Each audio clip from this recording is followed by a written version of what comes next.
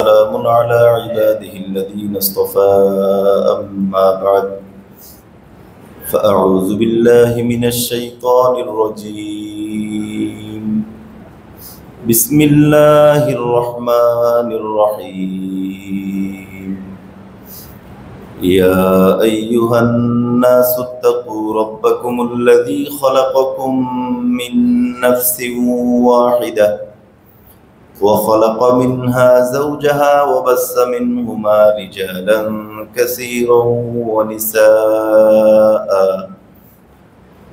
واتقوا الله الذي تساءلون به والأرحام إن الله كان عليكم رقيبا صدق الله مولانا العظيم وصدق رسوله النبي الكريم ونحن على ذلك لمن الشاهدين والشاكرين والحمد لله رب العالمين اللهم صل على محمد وعلى آل محمد كما صليت على إبراهيم وعلى آل إبراهيم إنك حميد مجيد اللهم بارك على محمد وعلى آل محمد كما باركت على إبراهيم وعلى آل إبراهيم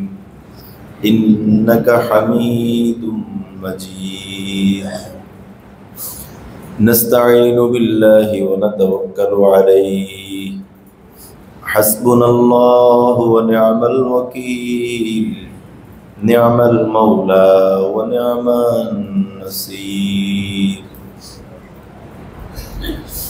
আল্লাহ রাব্বুল আলামিনের সীমাহীন মেহেরবানি আল্লাহ পাক আমাদেরকে দীর্ঘ 8টি দিন আল্লাহ পাকের ঘর মসজিদের মধ্যে আল্লাহর মেহমান হিসেবে ইতিকাফ করার সুযোগ আল্লাহ পাক আমাদেরকে দিয়েছেন। আল্লাহ রাব্বুল আলামিন আমাদের সকলের সমস্ত আমালকে কবুল করে নেন। আল্লাহ রাব্বুল আলামিন আমাদের সকলকে আল্লাহ রাব্বুল আলামিনের প্রিয় হওয়া আল্লাহ রাব্বুল আলামিনের নৈকট্য অর্জন করার তৌফিক দান করেন। আল্লাহ রাব্বুল আলামিন আমাদেরকে যে ইসলাহি মজলিসে জীবন সংশোধনমূলক মজলিসে বসার সুযোগ দিয়েছেন আমরা শুকরিয়া আদায় করি আলহামদুলিল্লাহ। আমরা বেশ কিছু বিষয় আলোচনা করেছিলাম। একটা হচ্ছে ঈমানের সংশোধন, ঈমান নিয়ে কিছু আলোচনা হয়েছে। এরপরে ইবাদতের সংশোধন, ইবাদতের কি কি ভুল ত্রুটি হতে পারে, কিভাবে ইবাদতটাকে শুধরাতে পারি সে ব্যাপারেও আলোচনা হয়েছে। এরপর আরেকটা ছিল মুআমালা, লেনদেন, লেনদেন সংক্রান্ত বিষয়, কিভাবে আমাদের লেনদেনটা স্বচ্ছ পরিচ্ছন্ন করতে পারি এবং লেনদেন কেন্দ্রিক কি কি সমস্যা হয় এই বিষয়গুলো বিস্তারিত আলোচনা হয়েছে। আর 2টা টপিকস আমাদের বাকি আছে, দিনও হয়তো 2 দিন বাকি আছে। আল্লাহ পাক হয়তো আজকের দিন ছাড়া হয়তো 2 দিন বা 1 দিন, তো 2টা বিষয় বাকি আছে। একটা হচ্ছে মুআশারা আর একটা হচ্ছে আখলাক। এই 2টো বিষয় অত্যন্ত গুরুত্বপূর্ণ।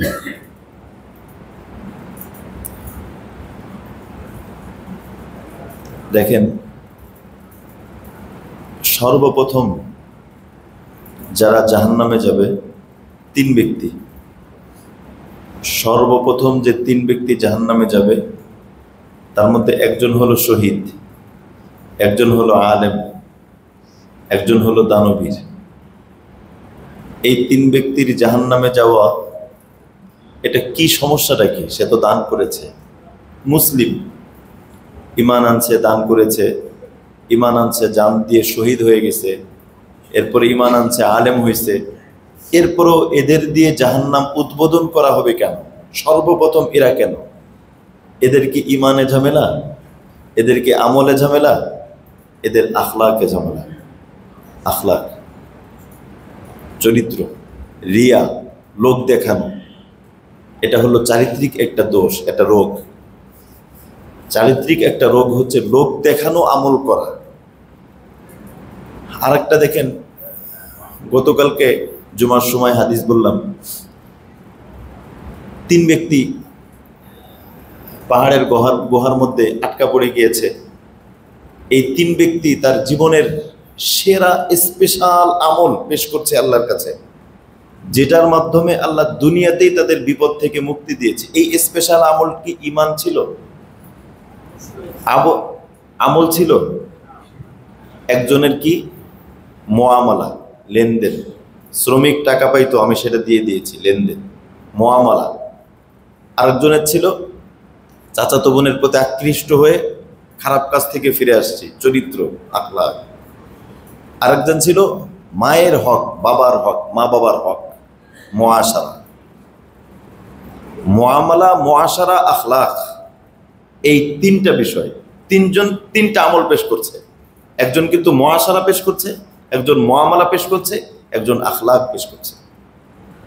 এজন্য মুআমালা, মুআশারা, আখলাক এই 3টা আমাদের সমাজে খুব গুরুত্বহীন, অথচ এই 3টা অত্যন্ত গুরুত্বপূর্ণ, অত্যন্ত গুরুত্বপূর্ণ।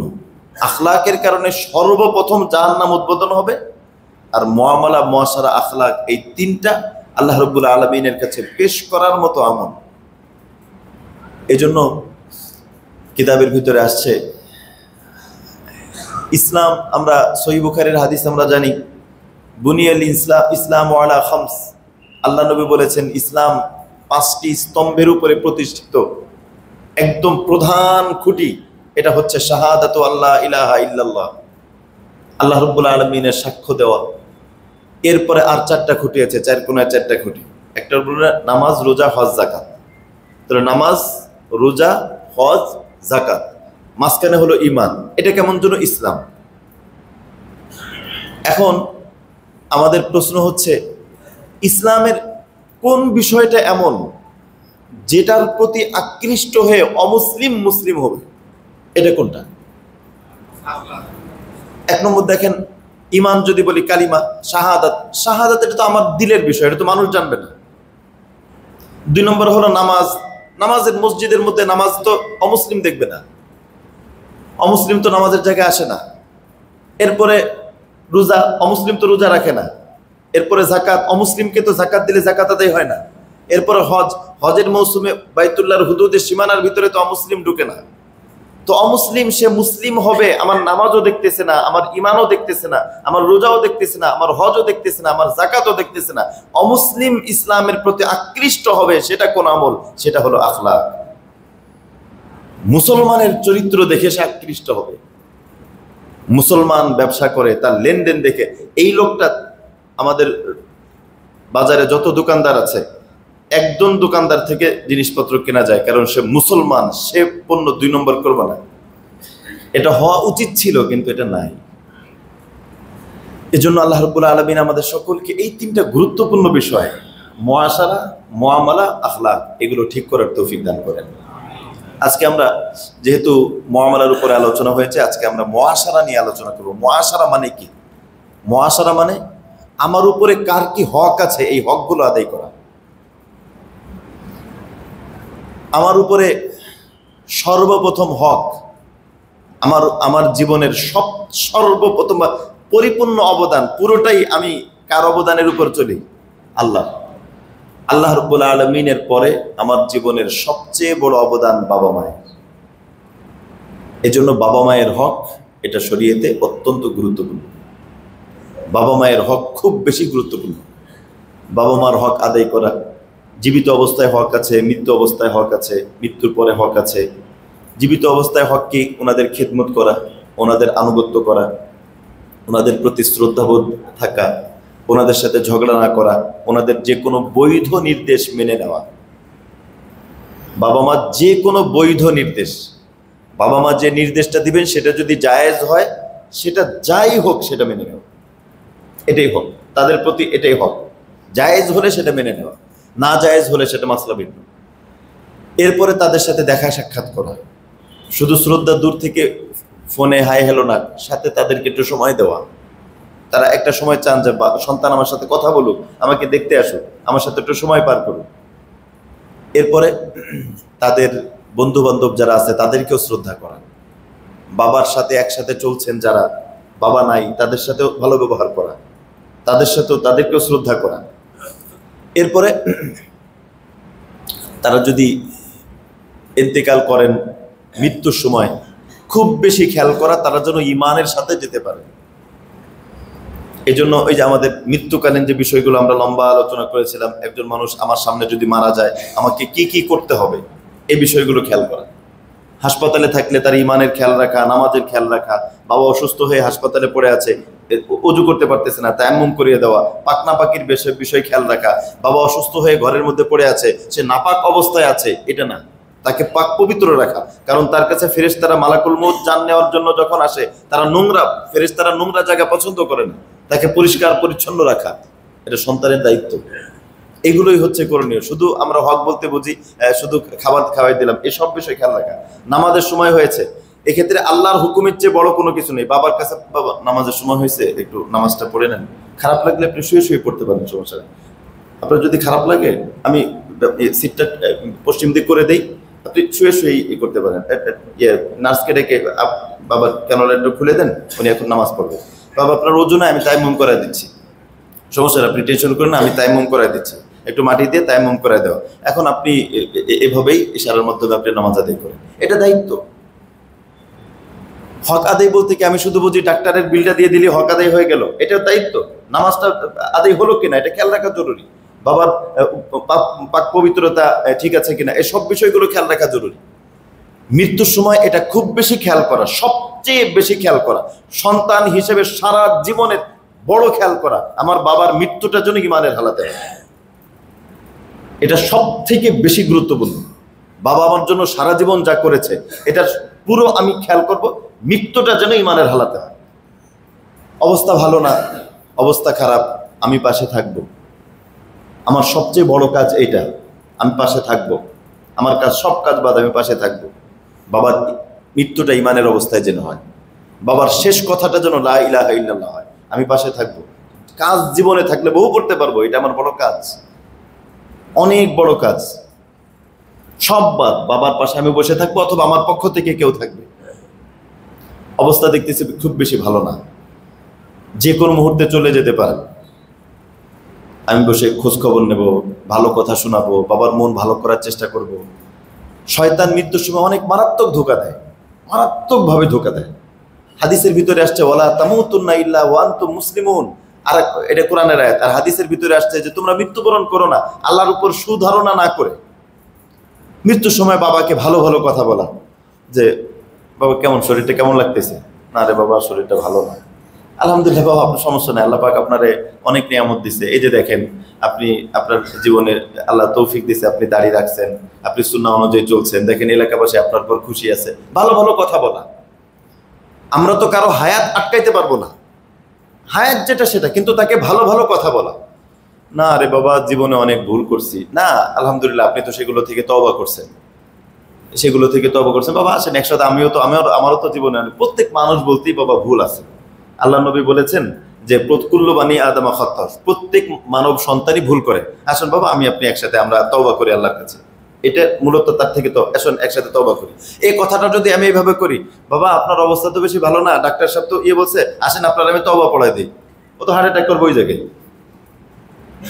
কৌশলী হইতে হবে, সুন্দর করে, যে বাবা আসেন আমারও তো অনেক ভুল আছে, আসেন আমরা একসাথে আল্লাহর কাছে মাপ চাই, আল্লাহ এটা খুব পছন্দ করেন, আল্লাহ এটা পছন্দ করে, আপনি সুস্থ হয়ে যাবেন ইনশাল্লাহ। এটা কোনো ইয়ে না। ভালো অবস্থা, মনটা সবসময় ফ্রি রাখা, ভালো রাখা, মনের ভিতরে খারাপ কোনো কিছু না রাখা। আসেন আমরা তওবা করি, আল্লাহর কাছে আমরা মাপ চাই। আল্লাহ আমার জীবনে যত অন্যায় হয়েছে, আমার বাবার জীবনে যত অন্যায় হয়েছে, আল্লাহ আমাদেরকে মাফ করে দেন। আপনার কাছে তো কেউ কোনো টাকা পয়সা কি পায় নাকি এরকম? আপনার কাছে কোনো টাকা পয়সা পাইলে আমি এখন মানে কিছু এরকম কোনো লেনদেন আছে কিনা? আপনার এমনি নামাজ তো সব পড়া হয়েছে মনে হয় না, সবই তো আলহামদুলিল্লাহ আমি যতটুকু জানি। আপনার না রে বাবা, আমি তো নামাজ কিছু পড়তে পারিনি, এই জেনে নাও কত কত অর্থ। আমি তো দেখছি আপনি সবসময় পড়ছেন নামাজ। না রে বাবা, ওই যে শেষে মাঝখানে কিছু পড়তে পারিনি। আচ্ছা, এটা টুকে রাখা যায়, বাবার নামাজ বাকি আছে। বাবা কোনো সমস্যা নেই, আপনি নামাজ যা পড়তে পারেনি এখন সময় পেলে যদি করেন, এর সমস্যা নেই, আপনি সুস্থ হয়ে গেলে আপনি পড়ে নেবেন, সমস্যা নেই। সান্ত্বনা দেওয়া, সবসময় তাকে ভালোর উপরে রাখা। হাদিসের মধ্যে আসছে তোমরা আল্লাহর উপর সুধারণা না করে যেও না। আর এই সময়টা শয়তান মানুষকে পেরেশান করে দেয়। শয়তান খারাপ খারাপ জিনিসগুলো মনে করায়, জীবনের যত অন্যায় আছে, খারাপ জিনিস আছে, এগুলো মনে করলে মানুষ এমনি পেরেশান হয়ে যায়। আর পেরেশানের অবস্থা মানুষ থাকে না। আল্লাহর কাছে আমি যাব, কথার কথা এই যে স্বাভাবিকভাবে আজ আমি বয়ান করতে আসছি, আমি যদি এরকম হইতো যে আমি আসছি একদম ঘেমে টেমে, মুখ মলিন করে, একদম মায়ের মুখী ভঙ্গিতে, চোখ লাল করে আপনাদেরকে ওয়াজ শোনাইতেছি, ভালো লাগতো? আমি যাচ্ছি আল্লাহ রাব্বুল আলামিনের কাছে যাচ্ছি, আমার জীবনের সব থেকে গুরুত্বপূর্ণ সফর এটা। সুন্দর হোক, একদম মানে ফ্রি মাইন্ড না, এটাতে কি যেন বলে যে মানে একদম স্বচ্ছ মন নিয়ে, ফ্রেশ মাইন্ডে যায়। এই কাজগুলো আশপাশের সন্তানদের কর্তব্য, এটা করা জরুরি। আমি তার লেনদেনও জেনে নিলাম, বাবার কাছে টাকা পেয়েছে কিনা, এরপরে বাবার কোনো ওসিয়ত আছে কিনা। বাবা, আপনি কি কোনো ওসিয়ত করতে চান? আপনার সম্পদ যা আছে কোনো ওসিয়ত করতে চান, বা আপনি যদি চান আমি আপনার কোনো মনের আশা থাকলে আমি সেটা পূরণ করবো ইনশাল্লাহ, কোনো সমস্যা নেই। এইগুলো জেনে নেওয়া। অবস্থা দেখলাম যে আরো বেশি ভালো না, বলতেছে বাবারে আমার তো ভালো লাগে না। তখন কাছে থাকা, বাবা শরীর এক এক সময় একরকম, একটু খারাপ লাগে আবার ভালো লাগবে, বুঝেন তো, একটু বয়স হয়েছে, সমস্যা নেই, মাঝে মাঝে খারাপ লাগবে ভালো লাগবে। আসলে বাবা আমরা কিছুক্ষণ জিকির করি, লা ইলাহা ইল্লাল্লাহ মুহাম্মাদুর রাসূলুল্লাহ। এই যে তার কানে সর্বশেষ কথাটা যেন লা ইলাহা ইল্লাল্লাহ হয়। এটা হলো একজন সন্তানের বাবাকে দেওয়া সবচেয়ে সেরা গিফট, জীবনের সব থেকে সেরা গিফট। এটা যদি আপনার বাবাকে দিতে পারেন, মনে করেন আপনি সফল সন্তান। বাবার জীবনের শেষ কথাটা যেন লা ইলাহা ইল্লাল্লাহ হয়। ডাক্তার সাহেবও বলতেছে, অবস্থাও যা, সবকিছু মিলে বলতেছে যে কোনো সময় চলে যেতে পারে। ওনার শেষে লা ইলাহা ইল্লাল্লাহ বলা আর ভালো ভালো কথা আশা, আল্লাহ পাক আপনাকে মাফ করে দেবেন ইনশাআল্লাহ, আপনি তো জীবনে এটা করছেন, এর ভালো ভালো কিছু কথা মনে করানো। হ্যাঁ বাবা, আল্লাহ তৌফিক, এই সব আল্লাহই তৌফিক দিছে। আল্লাহ যেহেতু আপনাকে দিয়ে ভালো কাজ করাইছে, অবশ্যই আল্লাহ আপনাকে মাফ করে দেবেন ইনশাআল্লাহ। আসুন আমরা কিছুক্ষণ জিকির করি, আস্তে আস্তে। হয়তো বাবা জিকির করো লা ইলাহা ইল্লাল্লাহ মুহাম্মাদুর রাসূলুল্লাহ, চুপ। আবার যদি বলে এই ওই যে গতকালকে যারা আসছিল, আবার দুনিয়ার একটা কথা বললো, আপনি আবার তাকে লা ইলাহা ইল্লাল্লাহ, শেষ কথাটা যেন লা ইলাহা ইল্লাল্লাহ হয়, এটা চেষ্টা করুন। আপনি যদি বোঝেন যে বাবার অবস্থা গুরুতর, একদম মৃত্যুর সময় ঘনিয়ে আসছে, মৃত্যুর সময় ঘনিয়ে আসার কয়েকটা লক্ষণ আছে, মানে এখনই চলে যাচ্ছে, একদম কাছাকাছি সময় যখন চলে আসবে, আপনি তখন সূরা ইয়াসিন পড়েন। সূরা ইয়াসিন হাদিসের ভিতরে আসছে, সূরা ইয়াসিন এটা মানুষের মৃত্যু যন্ত্রণাকে দূর করে দেয়। এই মুহূর্তে তো আপনি কিছু করতে পারবেন না, সে যদি চলে যায়, আপনি এখন ডাক্তার ডাকতেছেন, আপনি দৌড়াদৌড়ি করতেছেন, ছোটাছুটি করতেছেন, আপনি এখানে নাই, অমুক জায়গা তমুক জায়গা, আসার পরে দেখেন বাবা নাই। আপনি তো তাকে আটকে রাখতে পারলেন না, কিন্তু আপনি সূরা ইয়াসিনটা পড়তেন। যদি আপনার ছোটাছুটি করতে হয়, দৌড়াদৌড়ি করতে হয়, হ্যাঁ করার দরকার, একজনকে বসান এখানে, সে সূরা ইয়াসিন পড়ুক। মৃত্যুর সময় একজন সূরা ইয়াসিন পড়ুক, সব থেকে ভালো। আপনারা 4-5 ভাই, এখন বলবেন সমস্যা তো আরেক জায়গায়, আমি তো সূরা ইয়াসিন পড়তে পারি না। কেন পারেন না? পারা তো উচিত। আপনার বাবার শেষ, আপনারও তো শেষ হবে একদিন না? আজকে বাবা চলে যাচ্ছে, সে তো এটাই বলে যাচ্ছে যে বাবা আমি যাই, কালকে তুমি আসবা। আজকে আমি আমার বাবাকে বিদায় দিচ্ছি, কালকে আমার সন্তান আমাকে বিদায় দিবে। আজকে আমি আমার বাবাকে কবরে নামাচ্ছি, কালকে আমার সন্তান আমাকে নামাবে। এটাই তো দুনিয়া, একদিন 2 দিন আগে পরে। তো সূরা ইয়াসিনটা মুখস্থ করা দরকার না? সূরা ইয়াসিনটা পড়া উচিত না? সূরা ইয়াসিনটা আমি পড়লাম, অথবা যে পড়তে পারে সে পাশে বসে সূরা ইয়াসিন পড়লো। ইন্তেকাল হয়ে গেলে যত দ্রুত সম্ভব তাকে আগে কবর দেওয়ার ব্যবস্থা করা, যত দ্রুত সম্ভব কবর দেওয়ার ব্যবস্থা করা। আর আরেকটা যেটা আমি বারবার বলি, গুরুত্বপূর্ণ বিষয়গুলো বারবার বলা, এটা নবীর সুন্নাহ। নবীজি গুরুত্বপূর্ণ বিষয়গুলো বারবার বলতেন। এই যে লাশ সামনে নিয়ে আমি সন্তান ঘোষণা করলাম, আমার বাবার কাছে কেউ কিছু পাইলে আমার সাথে যোগাযোগ করেন না, এটা আগেই ঘোষণা করেন। আগে ওটা বলেন, ঠিক আছে, ওটা সমস্যা নেই, ওটা বলেন, কিন্তু কবরে যাওয়ার আগেই মানে ঋণ পরিশোধ হয়ে যায়। ঋণের কারণে রুহু আটকা থাকে, ও উপরে যাইতে পারে না। ফাইন্নাহু মাহবুসুন আলা দাইনিহি, হাদিস। ঋণের কারণে রুহু তো আটকা থাকে। তা আমি আমার বাবার রুহুকে আটকে কেন রাখবো? সে তো জান্নাতে চলে যাবে, জান্নাতে যেতে বাধা। আমি এই দিক দিয়ে আমার কিসের আনন্দ? আমি কিসের কি কাজ করতেছি? আমার বাবার রুহু আটকা। আমাকে বাবাকে যদি কেউ জেলখানার মধ্যে বন্দি করে রাখতো, তাহলে আমার আবার কিসের ঈদ? বাবাকে জেলখানার মধ্যে রেখে আমার আবার কিসের আনন্দ, কিসের ঈদ? আমার বাবার রুহ যদি আটকা থাকে আমার আবার কিসের আনন্দ? বাবার ঋণ পরিশোধের চেষ্টা করা, ঋণ পরিশোধ করার পরে বাবাকে কবরে নামানো। যদি পরিশোধ করার সামর্থ্য না থাকে কমপক্ষে মাপ হলেও চেয়ে নেওয়া, একটা কিছু করা, সুসন্তানের দায়িত্ব এগুলো। এরপরে কবর জিয়ারত, কবর দেওয়া হয়ে গেলে, কবর দেওয়ার পরে এই যে মাটি দেওয়া হয়ে গেছে, চলে আসলাম না, চলে আসবো না, আল্লাহ নবী বলছেন তুমি ওখানে থাইকো। বাবাকে একা একা, হাদিসের মধ্যে এটা আসছে। আমাদের পুরো সমাজটাই হলো পুরো উল্টা, মানে সমাজে যেটা আছে পুরো উল্টা চলতেছে। লাশ নিয়ে কি বলতে বলতে যায়, আশহাদু আল্লাহ ইলাহা ইল্লাল্লাহ বলতে বলতে যায়। এটা সুন্নাহ না। লাশ নিয়ে আশহাদু আল্লাহ পড়তে পড়তে যাওয়া সুন্নাহ না। আল্লাহ নবী বলেছেন কেউ মারা গেলে তার জন্য ইস্তেগফার পড়ো, ইস্তেগফার পড়তে পড়তে যাও, আল্লাহ এর মাফ করে দেন, আমার আত্মীয় যে তার আল্লাহ মাফ করে দেন, আল্লাহ মনে মনে ইস্তেগফার পড়তে পড়তে যাইতে হবে। আর ভাবভঙ্গি সবাই মিছিলের মতো জোরে জোরে পড়েন আশহাদু আল্লাহ, মানে একদম ফেরেশতাদেরকে দেখানো ইনি কিন্তু মুসলমান, খেয়াল রাখো ভুল যেন না হয়। আমরা পড়ে দিতেছি, তুমি পড়লে কাজ হবে না, ও পড়ছে কিনা সেটা দেখার বিষয়। কথা বুঝে আসছে? এখন করণীয় যেটা সেটা ইস্তেগফার। ইস্তাগফিরু লিআখিকুম, ইস্তেগফার। আমি ইস্তেগফার পড়ব, আল্লাহ আমার অমুক মারা গেছে, আমার ওই মহব্বতের মানুষ, সে আমাকে অনেক মহব্বত করছে, এটা হক। মহব্বতের মানুষ, শুধু দুনিয়ার মধ্যে মহব্বতের সম্পর্ক এগুলো খেয়াল রাখা চাই। যারা যারা মহব্বতের সম্পর্ক, প্রত্যেকের সাথে এই হকগুলো আমিও অন্তত চেষ্টা করি এগুলো আদায় করার জন্য। উনি সারা জীবন আমার উপর যতই ইহসান করেছে, আমার কর্তব্য হলো ওনার এই মুহূর্তে এই ইহসানগুলো পরিশোধ করা।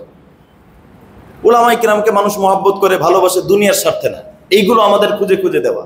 সারা জীবন মসজিদে সহযোগিতা করছে, সারা জীবন মাদ্রাসায় সহযোগিতা করছে, ওই লোকটা যখন দিনের কোনো প্রয়োজন হয়েছে ওই লোকটা আগায় আসছে, তার শেষে আমি কি করছি? আমি শুধু মুনাজাত, আমি শুধু দোয়া, এখানেই শেষ না। আমি প্রত্যেকটা কাজে শরীক হইতে হবে আমাকে। আমি যদি তাকে মহব্বত করি এই ঋণ পরিশোধ করতে হবে। আমি তার কবরের সাথে সাথে, লাশের সাথে সাথে আমি যাব, ইস্তেগফার পড়তে পড়তে যাব, আল্লাহ আমার ওই মহব্বতের মানুষ আল্লাহ আপনার জন্য আমাকে মহব্বত করছে, আল্লাহ আপনি তাকে মাফ করে দেন, আপনি তাকে মাফ করে দেন, এটা বলতে বলতে আমি যাব। কবরে আমি নামবো, নামা উচিত। কবরে নামার পর আমার এই কথা বলা উচিত যে আল্লাহ আমার মহব্বতের মানুষ, তোমার কাছে আমানত রাখলাম, এই আমানত হাসরের ময়দানে তুমি পৌঁছে দিও। খবরদার এই আমানতের খেয়ানত, মানে তুমি তো খেয়ানত করো না, এর উপর কোনো আযাব দিও না। এরপরে হাদিসের মধ্যে আসছে কবরের দাফন হয়ে গেলে ওখানে কিছুক্ষণ অপেক্ষা করা, কেউই করে না, সব চলে আসে। আমরা কোনো খবরের কাছে দাঁড়াইলে কয় কেউ চলেন চলেন চলেন না, কিছুক্ষণ অপেক্ষা করা। হাদিসে আসছে তোমরা অপেক্ষা করো, তার নিঃসঙ্গতা দূর হয়, তার একটু ভালো লাগে, যাকে দাফন করা হচ্ছে তার একটু ভালো লাগে, এখানে অপেক্ষা করা। অপেক্ষা করলাম, কিছুক্ষণ অপেক্ষা করে কি করব? বসে থাকা না। আল্লাহুম্মা সাব্বিতহু আলাল ঈমান। আল্লাহ এখন তো তাকে কবরে প্রশ্ন করা হচ্ছে, আল্লাহ আপনি প্রশ্নের উত্তর সহজ করে দেন। এটা কর্তব্য। এই ঋণগুলো আমাদের মহব্বতের মানুষের ক্ষেত্রে পরিশোধ করতে হবে। এটা দোয়া করে আল্লাহুম্মা সাব্বিতহু আলাল ঈমান, আল্লাহুম্মা সাব্বিতহু, আল্লাহ ঈমানের উপর আপনি তাকে অটল রাখেন। আল্লাহ এখন প্রশ্ন করা হচ্ছে, জীবনের সবচেয়ে গুরুত্বপূর্ণ প্রশ্ন। আর এই এসএসসি পরীক্ষায় সন্তানকে পাঠানোর পরে বাবা যদি পরীক্ষার হলের সামনে, একদম রাস্তার সামনে দাঁড়ায় অপেক্ষা করতে পারে, এটা তো জীবনের সবচেয়ে বড় পরীক্ষা। তার যেই পরীক্ষার সাথে আযাবের সম্পর্ক, শাস্তির সম্পর্ক, যেই পরীক্ষার সাথে জান্নাতের সম্পর্ক, ওখানে অপেক্ষা করে দোয়া করা, হাত ওঠায় দোয়া না, দিলে দিলে দোয়া হতে পারে। আল্লাহ আপনি তাকে প্রশ্নের উত্তর সহজ করে দেন, আল্লাহ আপনি সহজ করে দেন, আল্লাহ আপনি সহজ করে দেন, কান্না করে করে দোয়া করা। এরপরে যখন দোয়া হয়ে গেল, কিছুক্ষণ পরে আনুমানিক আমরা হিসাব ধরি আধা ঘন্টা, 25 মিনিট, আধা ঘন্টা। এরপরে কবরের মাথার কাছে, কবর যখন দেওয়া হলো মাথার কাছে, মাথার কাছে যায় আলিফ লাম মিম যালিকাল কিতাবু লা রাইবা ফীহি হুদাল লিল মুত্তাকিন আল্লাযীনা ইউমিনুনা বিল গায়ব ওয়া ইউকিমুনাস সালাতা ওয়া মিম্মা রাযাকনাহুম ইউনফিকুন ওয়াল্লাযীনা ইউমিনুনা বিমা উনজিলা ইলাইকা ওয়া মা উনজিলা মিন ক্বাবলিক ওয়া বিল আখিরাতি হুম ইউকিনুন উলাইকা আলা হুদাম মির রাব্বিহিম ওয়া উলাইকা হুমুল মুফলিহুন। মাথার কাছে দাঁড়ায় পড়া। এরপরে পায়ের কাছে দাঁড়ায় আমানার রাসূলু বিমা উনজিলা ইলাইহি মির রাব্বিহি ওয়াল মুমিনুন কুল্লুন আমানা বিল্লাহি ওয়া মালাইকাতিহি ওয়া কুতুবিহি ওয়া রুসুলিহি। ঈমানগুলো কিন্তু বলা হচ্ছে, কুল্লুন আমানা বিল্লাহি ওয়া মালাইকাতিহি ওয়া কুতুবিহি ওয়া রুসুলিহি লা নুফাররিকু বাইনা আহাদিম মির রুসুলি ওয়া ক্বালু সামি'না ওয়া আতা'না গুফরানাকা রাব্বানা ওয়া ইলাইকাল মাসির। কি অর্থ? একদম শেষ পর্যন্ত, সূরা বাকারার শেষ পর্যন্ত মাথার কাছে দাঁড়ায়, সূরা বাকারা থেকে মুফলিহুন পর্যন্ত পড়া, শুরু থেকে পায়ের কাছে দাঁড়ায় শেষ পর্যন্ত পড়া। এরপরে আপনি দোয়া করেন দিল থেকে দোয়া করেন, আল্লাহ মোহাব্বতের মানুষটাকে রেখে গেলাম তোমার কাছে, আর আশা হবে না। মোহাব্বতের মানুষ সারা জীবন আমার জন্য যা করেছে, সর্বশেষ আমি এতটুকু পর্যন্ত আমার সামর্থ্য ছিল, এখন তো তার সফর, তার একাকী। জীবনে অনেক একসাথে অনেক রাত কাটিয়েছি, একসাথে অনেক মসজিদে ইতিকাফ করেছি, একসাথে অনেক দিনের কাজ করেছি, একসাথে নামাজ পড়েছি, একসাথে হজ করেছি। আজকের তো তার একদম একান্ত পার্সোনাল সফর শুরু হলো। এই সফর তো একদম একাকী যাচ্ছে। আল্লাহ তুমি তাকে একাকী রেখো না, তোমার রহমতের ফেরেশতাকে তার সাথে রেখো। তাকে একাকী রেখো না, একাকী ভয় পাবে। আমরা তাকে একাকী রাখতাম না, আমরা তো একসাথে থাকতাম। তুমি তাকে রহমতের ফেরেশতা দিয়ে আবৃত করে রাখো, সে যেন ভয় না পায়। আমরা তো দেখলাম কবরটা কত অন্ধকার, সে অন্ধকারে কেমনে থাকবে। আল্লাহ তুমি তাকে হেফাজত করো, তুমি তার কবরকে আলোকিত করো, তুমি তাকে জান্নাত পর্যন্ত পৌঁছা। দিলের অনুভূতি, এই জন্য বলি মোহাব্বতের সম্পর্ক রাখলে দোয়া চাওয়া লাগে না, দিল থেকে বের হবে কথাগুলো। এদের হৃদয়ে নিংড়ানো কিছু কথা বের হবে। আল্লাহ তোমার কাছে আমানত রেখে এখন চলে যাচ্ছে, যাওয়ার সময় তো হয়ে গেছে, চলে যেতে হবে। এটা আমার মোহাব্বতের মানুষ, এটা হতে পারে আমার বাবা, এটা হতে পারে আমার মা, এটা হতে পারে আমার কোনো দিনী বন্ধু, এটা হতে পারে আমাদের কোনো দিনী কাজের সহযোগী। তার জন্য এই শেষ শ্রদ্ধা নিবেদনটা করা উচিত। কিন্তু এইগুলো খুব কম দেখা যায় সমাজে। মানে কেন যেন আমার কাছে পৃথিবীটা এতটা নিষ্ঠুর মনে হয়, মৃত্যুর সাথে সবাই ভুলে যায়। এতটা নিষ্ঠুর মনে হয় পৃথিবীটাকে, সবাই ভুলে যায়। কেন আমি এতটুকু করতে পারি না? জীবনের সব মোহাব্বত এতটুকু তো প্রাপ্য ছিল, এই জন্য এতটুকু আমরা করবো তো ইনশাআল্লাহ। আমি মারা গেলে আমার জন্য আবদার থাকলো, এতটুকু চাই। এবং আমাদের মহব্বতের মানুষ আল্লাহ যদি তৌফিক দান করেন, মহব্বতের সম্পর্ক থাকলে আমি চেষ্টা করি আমার পক্ষ থেকে এতটুকু করার জন্য। এটা হক গেল। এরপর আরো অনেক বিষয় আছে, ঋণ পরিশোধের বিষয় থাকে। যদি বাবা ঋণী থাকে, এই ঋণ পরিশোধ করা। এরপরে বাবার কোনো ওসিয়াত থাকলে সেই ওসিয়াতগুলো পালন করা। আর মাঝে মাঝে বাবার কবর জিয়ারত করা, এটা সুন্নাহ। কবর জিয়ারত করা, পিতামাতা, আমি বারবার বাবা বলতেছি, মানে বাবা মা দুইজনেরই হক হলো বারবার কবর জিয়ারত করা। মোহাব্বতের মানুষের একই কথা, মোহাব্বতের মানুষের এরকম বারবার কবর জিয়ারত করা। আমার একজন অত্যন্ত মোহাব্বতের একজন মানুষ ছিলেন, আমার খাস দিলের দোয়ার মধ্যে একবার আমি তাকে বলতে পারি না। আমার খুব আশা ছিল, আসলে মানে সব আশা তো পূরণ করে না আল্লাহ পাক। আল্লাহ রাব্বুল আলামিন আমাদেরকে এটাই দেখাইতে চান যে তোমাদের ইচ্ছা পূরণ হবে না, আমার ইচ্ছা এটাই চলবে। অনেক বেশি মহব্বত করতেন, মানে একদম মানে অনেক বেশি। উনি আমাকে বলছিলেন যে মানে এই মৃত্যুর ব্যাপারে যখন আলোচনা আসছে, তো উনি আমার আবেগের সাথে বলতেছে যে আমার মৃত্যুর সময় কি আপনার পক্ষ থেকে এরকম কিছু থাকবে? তা আমি বললাম যে অবশ্যই, মানে অনেক বেশি মহব্বতের। কিন্তু ওনার এন্তেকালটা এমনভাবে করোনার সময় হলো, একদম সরকারিভাবে কোনো অবস্থাতে, আমি ঝুঁকি নিয়ে যেতে চেয়েছিলাম, আমি কবরের ভিতরে যাব, আমি কবরে নামবো, কোনো অবস্থাতে মানে ওই গোরস্থানের ভিতরে ঢোকা নিষেধ, করোনার সময় যেটা হলো। তো মহব্বতের মানুষদের যদি হয় মাঝে মাঝে কবরের পাশে দাঁড়ানো, কবর জিয়ারত করা, এটাও সুন্নাহ। আমার বাবা মা, আমার মহব্বতের মানুষ, তাদের কবরের পাশে দাঁড়াই, সালাম দেই, তাদের কাছে আল্লাহর কাছে বলি, তাদের জন্য দোয়া করি। যে কোনো জায়গায় হতে পারে, কবরের পাশে, এটা সুন্নাহ। কবর জিয়ারতের ক্ষেত্রে কিছু বিষয় সুন্নাহ হচ্ছে কবরের পাশে যে সালাম দেওয়া, এতটুকু পর্যন্ত হাদিসে আসে। তবে ওখানে যে যদি কেউ কোনো কোরআন তেলাওয়াত করতে চায় হতে পারে, না জায়েজ কিছু না। কোরআন তেলাওয়াত যদি করতে চায় এটা হতে পারে, সূরা ইখলাস পড়তে পারে, সূরা ইয়াসিন পড়তে, যে কোনো জায়গায় হতে পারে, কোনো সমস্যা নেই। এই জায়গা সুন্নাহ মানে যেটা কিতাবের ভিতরে যেটা আসছে পদ্ধতি, যেটা কিতাবে, এমনি হাদিসের ভিতরে এক্ষেত্রে সুস্পষ্ট কোনো বর্ণনা আমরা পাই না। কবর জিয়ারতের হাদিসে যেটা পাওয়া যায় সেটা হলো শুধু কবরের পাশে গিয়ে সালাম দেওয়া, এটাই হাদিসে পাওয়া যায়। তবে কিতাবে ফুকাহে কেরাম যেটা বলেন সেটা হলো পায়ের কাছ দিক দিয়ে আসা। এই যে মনে করেন লাশটা তো এরকমই শুয়ে থাকে, এই জায়গায় মাথা, এই জায়গায় পা, এরকম উত্তর দক্ষিণ হয়ে, তো বুঝতেছেন না সবাই, উত্তর দক্ষিণ হয়ে তো শোয়া থাকে, পায়ের কাছ দিয়ে আসা। কবরস্থানও যদি হয় এরকম ফাঁকা দিয়ে এসে পায়ের কাছ দিয়ে এসে এই বুক বরাবর, এই যে এখানে এরকম বুক বরাবর দাঁড়ানো। এই যে এই মৃত্যু ব্যক্তির বুক, কবরের যে বুক, এই বুক বরাবর এরকম সোজা হয়ে দাঁড়ানো, এইভাবে এরকম করে দাঁড়ায় সালাম দেওয়া প্রথমে। আমি কি বুঝাইতে পারলাম?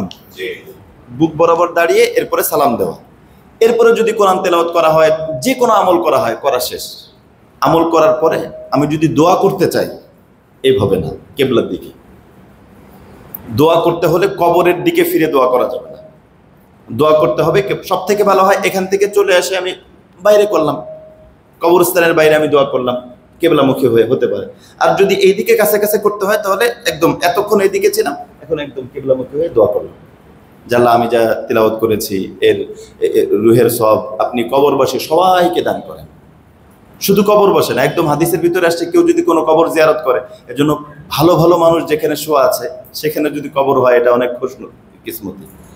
এখানে যারা আছে সবার উপর ইসালে সওয়াব করলাম, তাহলে আল্লাহ রাব্বুল আলামিন আমি সূরা ফাতিহার যেই পরিমাণ সওয়াব পেতাম এটাকে মানে কেটে কেটে কেটে কেটে অংশ করে করে প্রত্যেককে বন্টন করে দেবেন এরকম।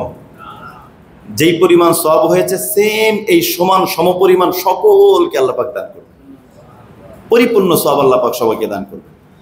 মাঝে মাঝে এরকম কবর জিয়ারত করা, হাদিসে আসছে তোমরা কবর জিয়ারত করো, এতে তোমাদের পরকাল স্মরণ হবে, দুনিয়ার লোভ লালসা দুনিয়ার আকাঙ্ক্ষা একদম দাফন হয়ে যাবে। কবরস্থানে গেলে যখন এই কবরের যে ফলক সেখানে যখন বড় বড় লেখা থাকে অমক অমক অমক, তখন মনে হবে এই গ্রুপের মালিক অমক চেয়ারম্যান অমক এমডি অমককে আজকে সে কিভাবে অসহায় শুয়ে আছে, বৃষ্টি নাই, ঝড় নাই, শীত নাই, রৌদ্র নাই, একদম যুগের পর যুগ শতাব্দীর পর শতাব্দী চলছে, ওই লোকটা কিভাবে শোয়া আছে। এই হিসেবে আমরা এই বিষয়গুলো খেয়াল করব। কবর জিয়ারত করা তো মুরব্বীদের যে হক, যেগুলো এই বিষয়গুলো এই হকগুলো আদায় করা। আর আরেকটা হক হচ্ছে যেটা আগেও বললাম যে ওনাদের যারা সম্পৃক্ত আছেন তাদের সাথেও ভালো ব্যবহার করা। বাবার সাথে কারা কারা চলাফেরা করতো, মায়ের সাথে, মার খালা আছে এবং এরকম যারা আছে ওনাদেরকেও শ্রদ্ধা করা বাবার কারণে। এটা সংক্ষিপ্তভাবে বাবা মায়ের হক গেল। এর সাথে আরেকটা বিষয় থাকে সন্তানের হক। আমি আজকে আয়াত পড়ছিলাম আরেকটা, কিন্তু এই লাইনে গুরুত্বপূর্ণ কিছু কথা চলে আসলো। আমি শুধু সংক্ষেপে বলি, সন্তানের হক এটা খুব বেশি গুরুত্বপূর্ণ। সন্তানের হকটাও আদায় করা, কারণ আমি যদি আমার সন্তানের হক আদায় করি, সন্তান আমার হক আদায় করবে, আল্লাহই তৌফিক দিবে তাকে। আর আমি যদি তার হক আদায় না করি তাহলে সে আমার হক আদায় নাও করতে পারে। সন্তানের সবচেয়ে বড় হক হচ্ছে জন্মের আগে সন্তানকে একটা গিফট পাঠানো। জন্মের আগে, সন্তান দুনিয়াতে আসার আগে সন্তানকে একটা উপহার দেওয়া, গিফট দেওয়া, এটা হলো অনেক বড় সুন্নাহ। কেমন হয়ে গেল না কথাটা? হ্যাঁ, সন্তান দুনিয়াতে আসার পরে তো তাকে যা দেওয়ার দিবই, কিন্তু দুনিয়াতে আসার আগেই সন্তানকে মূল্যবান একটা গিফট দেওয়া, তার নামে একটা ফ্ল্যাট দেওয়া, তার নামে একটা গাড়ি দেওয়া, তার নামে কোনো অ্যাকাউন্ট খুলে দেওয়া, এটা সন্তানকে দুনিয়াতে আসার আগেই সন্তানের জীবনের সবচেয়ে গুরুত্বপূর্ণ একটা গিফট, সেটা হলো সন্তানকে একজন আদর্শ দিনদার মা উপহার দেওয়া। এটা হলো সন্তানের জীবনের সবচেয়ে সেরা গিফট, সন্তানকে ভালো একজন মা উপহার দেওয়া, আদর্শ মা, দিনদার মা। কারণ মা যেরকম হবে মায়ের চরিত্র সন্তান পাবে। মা যদি অন্য লাইনের হয় তাহলে সন্তান তো অন্য লাইনেরই হবে। এজন্য মা দিনদার যেন হয়। এই ক্ষেত্রে তাহলে বুঝে গেল সন্তানের হক শুরু হয় সন্তান জন্মগ্রহণের পরে নাকি সন্তান দুনিয়াতে আসার আগ থেকেই? আগ থেকেই। বিবাহের ক্ষেত্রে খেয়াল করা, দিনদার মা নির্বাচন করা, সন্তানের জন্য দিনদার মা নির্বাচন করা, নিজের জন্য দিনদার স্ত্রী নির্বাচন করা। আমরা এটা খুব বেশি খেয়াল রাখবো। এই যে আমাদের ডাক্তার সাহেব, যে আমাদের তৌহিদ ভাই মাশাআল্লাহ ডাক্তার সাহেব আছেন, খুব মহব্বতের মানুষ। ডাক্তাররা একটা কথা বলেন যে বাবার মধ্যে যদি কোনো শারীরিক সমস্যা থাকে, যেমন আমার চোখে চশমা, তো চোখের ডাক্তার বলছেন আপনার চোখে যেহেতু চশমা, তো আপনার সন্তানের চশমা লাগতে পারে, এটা সম্ভাবনা খুব বেশি, খুব বেশি। আর যদি বাবা মা দুইজনের চোখেই চশমা থাকে তাহলে সন্তানের চোখে চশমার সম্ভাবনা 80% থাকে, মানে খুব বেশি থাকে। কি বোঝা যায়? বোঝা যায় হচ্ছে যে কিছু রোগ এরকম আছে যেই রোগগুলো বাবার থেকে মায়ের থেকে যায়। সন্তান কি দোষ করছে? কিছুই দোষ করেনি, এটা বাবা মায়ের থেকে যায়। রোগ যেরকম সংক্রামিত হয় এরকম গুনাহ এরকম যায়, স্বভাবও এরকম যায়। মায়ের স্বভাব যা সেটাও সন্তানের মধ্যে যাবে, বাবার স্বভাব যেটা সেটাও সন্তানের মধ্যে যাবে। বাবা যদি উল্টো পাল্টা করে অজান্তেই, এখানে আমি চোখে চশমা পড়ছি, এটা তো আমার কি দোষ? কিন্তু দেখা যাবে কিছুক্ষণ পরে আমার ছেলে বলতেছে বাবা আমার চোখে এরকম, আল্লাহ এরকম না করুক, ওকে সুস্থ রাখুক, চোখ ভালো রাখো। কিন্তু অনেক সময় এরকম হতে পারে। বাবা মায়ের অনেক কিছু বিষয়, চর্মরোগ আছে, এরপর চুলের বিষয় আছে, যদি এরকম হয় যে যাদের চুল নাই, চুল কম, একবার ডাক্তারের কাছে আমিও গিয়েছিলাম, যে পরীক্ষার জন্য ডাক্তাররা সর্বপ্রথম প্রশ্ন যেটা, সেটা হলো আপনার বাবার মাথায় কি চুল ছিল? না, তাহলে আপনি ওষুধ খেয়ে লাভ নাই। বাবার মাথায় যদি চুল না থাকে তো এটা সন্তান, এটা প্রজন্ম, এটা এরকম। তো এইসব বিষয়গুলো তাহলে দেখলাম যে এটা শারীরিক বিষয়গুলো বাবা মায়ের থেকে সন্তানের কাছে আসে। শারীরিক বিষয় যেরকম আসে, ইমানি বিষয় আসে, আমলি বিষয় আসে, আখলাকি বিষয় আসে, চেতনার বিষয় আসে, চিন্তা চেতনার বিষয় আসে। এজন্য বিয়ে শাদী এটা খুব মানে খেলনা না। 2 দিনের ভার্সিটির পরিচিতি, ফেসবুকের পরিচিতি, বাস বিয়ে করে ফেললাম, এটা জীবনের মারাত্মক হুমকি। সন্তানের হক তুমি নষ্ট করতেছো। হঠাৎ করেই পরিচয় মানে কত কিছু শোনা যায়, মিছিলে যায় পরিচয়, বিয়ে করে ফেলছে, মিছিলে গেছে পরিচয় হয়েছে, বিয়ে করে ফেলছে, একটা ভুল নাম্বারে ফোন আসছে, ওইটা ধরে এরপরে বিয়ে করে, কত কিছু উল্টো পাল্টা। না মোহতারাম, অত্যন্ত গুরুত্বপূর্ণ। যার সাথে আমার প্রজন্ম জড়িত, যার সাথে আমার প্রজন্ম জড়িত, আমি আমার সন্তানকে কেমন একজন মা উপহার দিচ্ছি। একদিনের ভেলকি খুব ভালো লাগছে, একদিনের হাসির দাঁত বেরোয় এটা ভালো লাগছে না, অনেক কিছু দেখার বিষয় আছে। সে দিনদার কিনা, তার মন মানসিকতা কি, সে দিন মানতে পারবে কিনা, পর্দার সাথে কেমন, অনেক কিছু বিষয় দেখে এরপরে বিবাহের বিষয়। এজন্য এই বিষয়গুলো যদি খেয়াল না রাখা হয়, সন্তানের হক নষ্ট হবে। মা যখন বলবে সন্তানকে এই করতে, সেই করতে, এগুলো করতে, আমি শত চেষ্টা করার পরও আমি তো থাকি মাত্র কখন। যে একজন জিজ্ঞেস করছে যে আপনার ছেলে কতটুকু, এই কথা বুঝছেন, যে আপনার ছেলে কতটুকু, তো সবাই কিরকম দেখায়, এরকম দেখায় না যে এতটুকু, তো একজন দেখাইছে এরকম এতটুকু, পরে বলছে যে এই সাইজ দেখাইলেন কে? আমি তো এইরকমই দেখি, কারণ আমি ঘুমানোর পরে যাই, বাসায় তো ঘুমানোর পর ওরা শুয়েই তো থাকে, এই জন্য সাইজটা এটা বলতে পারবো। এই হাঁটা অবস্থায় তো আমি দেখিনি, আমি তো সবসময় তারা শোয়া অবস্থায় দেখি। কারণ বাবারা রাত 8টা-9টার দিকে আসে, সন্তান শুয়ে থাকে, আবার সকালবেলা বাসাতে চলে যায়, সন্তান শুয়ে থাকে। তাহলে ও কি এই সাইজ বলতে পারবে না এই সাইজ বলবে? সবসময় থাকে কার সাথে? মায়ের সাথে। মার আখলাক, মার চরিত্র, মার দিনদারিতা, মার চিন্তা চেতনা, এসব কিছু সন্তানের ভিতরে যাবে। এজন্য সন্তানের হকের ভিতরে উল্লেখযোগ্য হক হচ্ছে দিনদার এবং আদর্শ মা উপহার দেওয়া। শুধু চোখের সৌন্দর্য হইলেই না, হৃদয়ের সৌন্দর্যও লাগবে, মনের শীতলতা। তার মানে হাদিসের কোরআনের মধ্যে যেটা আসছে যে আমার স্ত্রী এরকম যেন হয় যে আমার চোখও জোড়ায়, দিলও জোড়ায়। ইবাদতের প্রতি আগ্রহ, ইবাদতের মন মানসিকতা, এই বিষয়গুলো পরিপূর্ণ খেয়াল করে। আমাদের সমাজে একটা হাদিস আছে, এই হাদিসের ভুল ব্যাখ্যা করা হয়। কেউ কি বলা হয় যে বিয়ের মধ্যে 4টে জিনিস দেখে বিয়ে করা সুন্নাহ। কি? সৌন্দর্য দেখতে হবে, সম্পদ দেখতে হবে, যোগ্যতা দেখতে হবে, পেশা দেখতে হবে। এটা ভুল কথা। এই হাদিস এটা না, এটা সমাজ অন্যরকম চালাইতেছে। হাদিস কি? হাদিস হলো তুনকাহু, তোমরা বিয়ে করো, এ কথা না। নবীজি বলছেন তুনকাহুল মারআতু বিআরবাইন, সাধারণত লোকেরা 3-4টে জিনিস দেখে বিয়ে করে। নবীজি দেখতে বলেন এটা। তুনকাহু মানে যে আমাদের মুয়াজ্জিন সাহেব মাশাআল্লাহ বড় আলেম, হুজুর কিন্তু বড় বিজ্ঞ আলেম। হুজুর শুধু তেলাওয়াত সুন্দর এরকম না, আমরা এই হুজুরের ইন্টারভিউর সময় ছিলাম, তো হুজুরের সার্টিফিকেট অনেক বিজ্ঞ আলেম, তো হুজুর আছেন। তুনকাহু এটা মাজহুলের সিগা। তুনকাহু মানে বিয়ে করা হয়, তোমরা করো এটা না, সাধারণত বিয়ে করা হয় বিআরবাইন, 4টে জিনিস দেখে। তোমরা কি করো? নবীজি বলছে তোমরা এই 4টের বিষয় না, তোমরা ফাজফার বিযাতিদ দ্বীন, তোমরা দিন দেখো। মূল থাকবে দিন। হ্যাঁ, দিন থাকার পরে সৌন্দর্য, আলহামদুলিল্লাহ। দিন থাকার পরে শিক্ষিত, আলহামদুলিল্লাহ। দিন থাকার পরে স্মার্ট হইতে পারে, সব আলহামদুলিল্লাহ। কিন্তু মূল দিন। সংখ্যার পরে যত শূন্য হবে তত কি মান বাড়বে না? একটা সংখ্যা লিখে এরপরে শূন্য দিলাম, যত শূন্য দিলাম মান বাড়বে না? কিন্তু সংখ্যাটা মুছে দিয়ে যত শূন্য দেই, লাভ আছে? দিনদারি হলো সংখ্যা। দিনদারি থাকার পরে যত শূন্য হবে, যত যোগ্যতা আছে, এইটা পারে, সেইটা পারে, রান্না বাড়া করতে পারে, অনেক কিছু, সবাই সব ঠিক আছে, যত ভালো হবে আলহামদুলিল্লাহ, ভালো, সব দিক দিয়ে পরিপূর্ণ হোক, কোনো সমস্যা নেই। একদম দিনদারিও আছে, সৌন্দর্য আছে, সবকিছু আছে, আলহামদুলিল্লাহ, কোনো সমস্যা নেই। কিন্তু মেন থাকতে হবে কোনটা? দিন। এই বিষয়গুলো খেয়াল করা। সন্তানের আরো হক আছে। সন্তান দুনিয়াতে আসার আগেই স্বামী স্ত্রীর মধ্যে যখন শারীরিক সম্পর্ক হয় তখন দোয়া পড়া, এই হক অনেকে নষ্ট করে, পরে সন্তান দুনিয়াতে সমস্যা হয়। হাদিসের মধ্যে আসছে যে স্বামী স্ত্রী সম্পর্কের সময় যখন দোয়া পড়া হয়, এই দোয়ার ওসিলায় আল্লাহ রাব্বুল আলামিন ওই সন্তানকে শয়তান থেকে হেফাজত করেন, শয়তান থেকে হেফাজত করেন। এই দোয়া পড়া আছে। সন্তানকে দুইটা জিনিসের ব্যাপারে খেয়াল রাখা।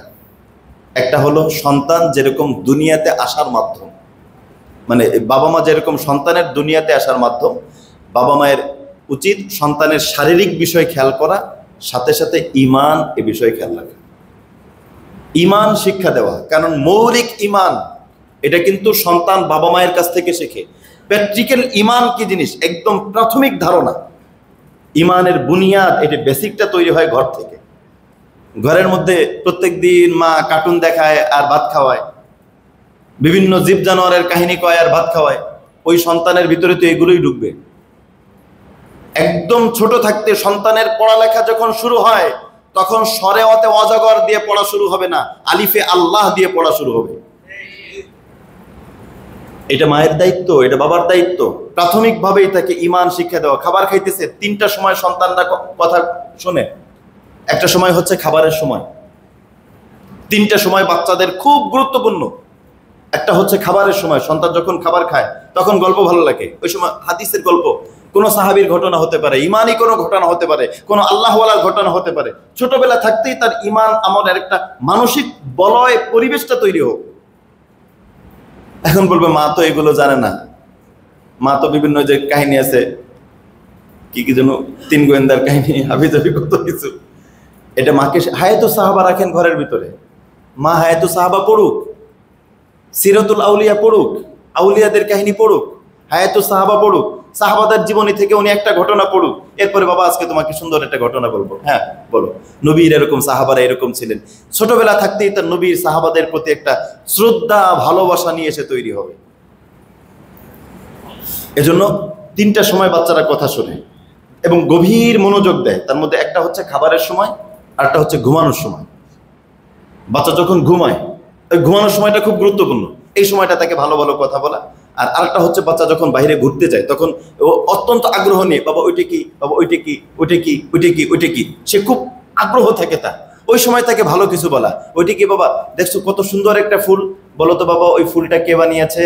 আল্লাহ বানিয়েছে। তুমি আল্লাহর কাছে যদি চাও তাহলে আল্লাহ তোমাকে আরো অনেক ভালো এরকম ফুল দিতে পারে। জানো এই আল্লাহ এটা করছে, আমাদের একজন আল্লাহ আছে, উনি এই যে এই ভালো ভালো কিছু কথা, মানে মন মানসিকতাটা ঈমান কেন্দ্রিক নিয়ে আসা।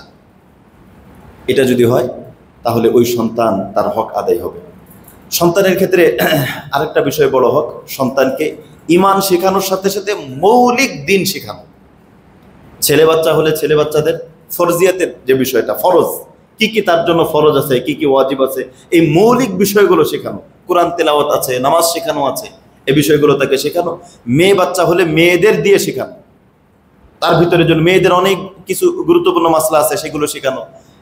এক ভাই আমাকে বলতেছে যে তার ছেলে 14-15 বছর বয়স, 14-15 বছর বয়স। উনি বলতেছে যে আমার ছেলেকে আমি এরকম একসাথে ঘুরতে গেছি, তো গাড়ির ভিতরে ওই ছেলেকে তার ওই মানে চাচাতো বোন থেকে একই সমবয়সী চাচাতো বোন থেকে আলাদা বসতে বলছি, যে তুমি ওর সাথে বসো না, তুমি পিছনে বসো। ও জিজ্ঞেস করছে কেন, আমি পিছনে কেন বসবো? তখন ওই বাবা বলতেছে আমার কাছে যে এই কথাটার পরে আমার কাছে মনে হলো এই দোষটা আমার। চাচাতো বোন থেকে একসাথে বসতে হয় না, চাচাতো বোন থেকে পর্দা করতে হয়। এটা তো আমার শেখানোর দরকার ছিল। ওর পর্দার হুকুম মানে 12 বছরের আগে, 16 বছর বয়সে সে জানে না যে একসাথে বসা যাবে না, তার দিকে তাকানো যাবে না। এটা তো 12 বছরের আগে শেখানো উচিত যে বাবা তুমি মেয়েদের সামনে যাবে না, এদের সামনে যেতে হয় না, এটা শরীয়তের নিষেধ, তুমি তার সামনে সে দেখলে তুমি দৃষ্টি নিচু করবে। এটা তো 12 বছরের আগে তাকে এই মন মানসিকতা নিয়ে তৈরি করতে হবে, যেন তার প্রশ্ন করতে না হয় কেন তার সাথে আমি, কেন আমরা একসাথে খেলি, আমরা একসাথে সবকিছু একসাথে পরিবার যৌথ, আজকে তার সামনে আমি তার সাথে বসতে সমস্যাটা কি? এই জিনিসগুলো আগে থেকেই শেখানো বাবা মায়ের দায়িত্ব। আমরা হলো কি, আমরা চাই আমার সন্তান ইউরোপ আমেরিকার স্টাইলে বড় হোক। হঠাৎ করেই কোনো একজন হুজুরের কাছে নিয়ে আসলাম, হুজুর আমার ছেলেটারে আজকে রাত্রের মধ্যে একদম বড় বুজুর্গ বানাই দেব। এরকম কোনো ট্যাবলেট যদি আবিষ্কার হইতো তাহলে আমি আগে খাইতাম, এবং ওই ট্যাবলেট ভালো চলতো, এই বিজনেসটা খুব চলতো। এটা আমরা ইম্পোর্ট করে, এরকম কোনো ট্যাবলেট নেই।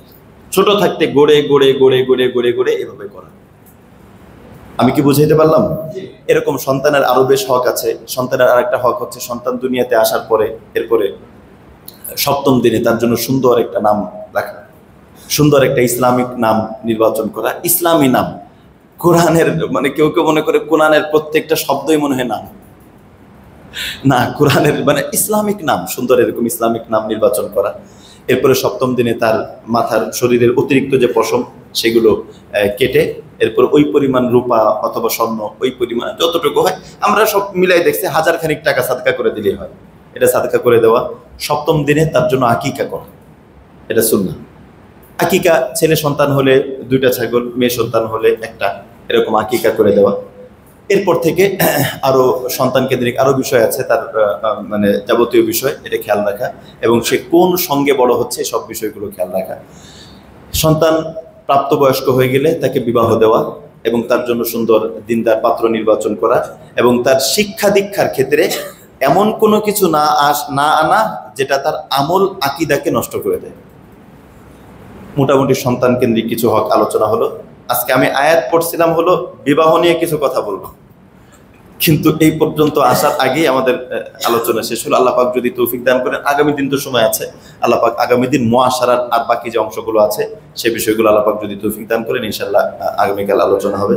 আজকে বাবা মায়ের হক এবং আমাদের প্রিয় মহব্বতের মানুষের সাথে আমাদের সম্পর্ক এবং তাদের শেষ শ্রদ্ধা নিবেদনের ব্যাপারে অত্যন্ত গুরুত্বপূর্ণ কিছু কথা আলোচনা হলো। আল্লাহ রাব্বুল আলামিন এই বিষয়গুলো আমাদের সকলকে জেনে আমাদেরকে আমল করার তৌফিক দান করেন। সুবহানাকাল্লাহুম্মা ওয়া বিহামদিকা আশহাদু আল্লা ইলাহা ইল্লা আনতা আস্তাগফিরুকা ওয়া আতুবু ইলাইক।